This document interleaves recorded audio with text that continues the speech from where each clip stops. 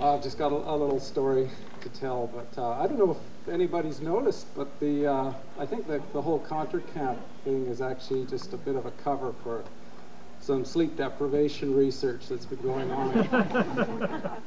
We've been down in, a bunch of us are down there in Perkins, and it's fantastic. You know, we've got this party going on till about 1 or 2 in the morning, and it's great. You know, this is day 4, and you'll have to bear with me, but you know, last night was the best. They brought a guy in, I think, every hour to drag a chair across. Floggers there with their hobnail boots.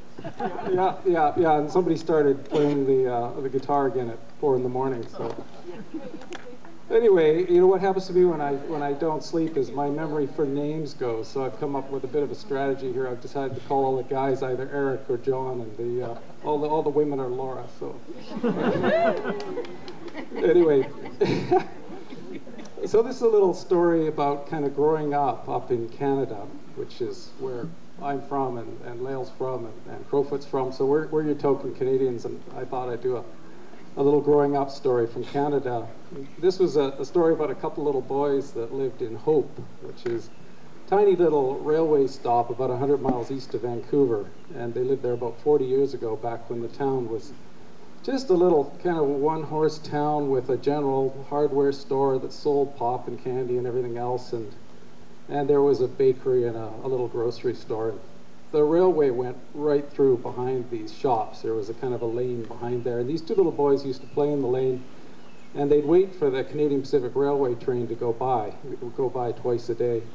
And they'd collect pennies and put them on the tracks, and the train would go by and turn their pennies into big copper pancakes. And anyway, they'd play out there, and I don't know if their moms knew where they were, but they'd play there. There were a lot of the railway guys and the miners that would come down from the mountains to spend a couple of days off in this little tiny town. And they noticed these guys would often come around the back of the bakery, and they'd climb up some stairs to a little place above the bakery. And there was this neat lady that used to answer the door there. And she kind of wore neat clothes, and her face was pink and blue and all done up. And these little boys would watch this while they were waiting for the train, and the guys would go in, these old guys would go in, been up mining for months, and they'd come out, half an hour later with big smiles on their faces. And the little boys were really wondering about that.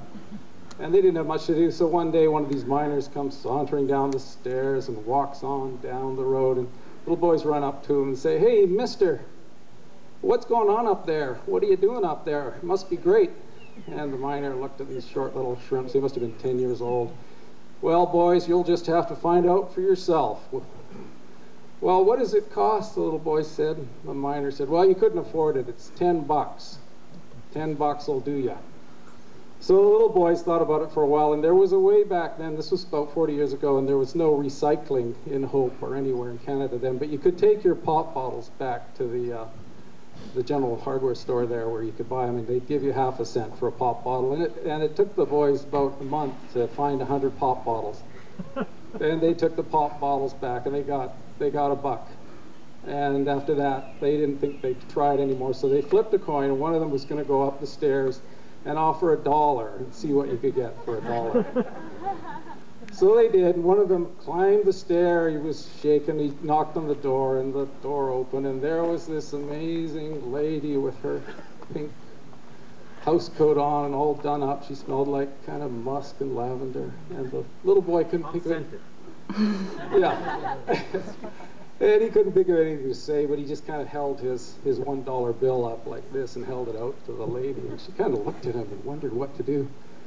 And then she kind of shook her head, and she just picked this little kid up with one hand. She was a big, strong lady, and she slapped him on both sides of the head and turned him around and gave him a big kick. And he rolled down the stairs and landed in a pile of dust at the bottom of the stairs, breathless. And he stood up, and he staggered off down the road to where his friend was hiding behind a garbage can. And his friend jumped out and said, "So, how was it?" And he said, "Well, I don't know. I don't think I could take $10 worth of that."